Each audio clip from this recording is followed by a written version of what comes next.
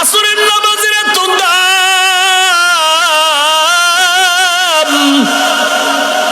আমি প্রায় সময় ঘটনাটা বলি,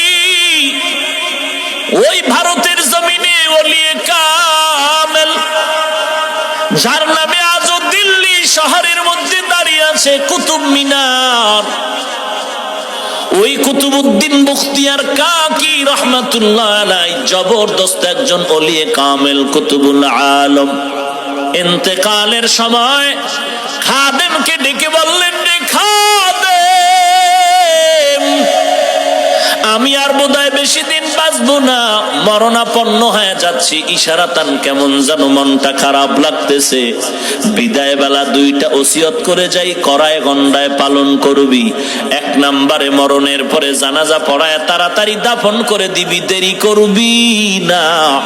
নবী বলছেন, মাইয়েতের দেরি করিয়া জানাজা দিলে মাইয়েত বড় কষ্ট পায়, তাড়াতাড়ি দাফন করে কবরে রাখবি। এক নাম্বার। আমরা করি উল্টা। কেন? ছেলে কানাডায় রইছে, না আইলে জান্নাতের টিকিট দেওয়া যাবে না, জানাজা হবে না।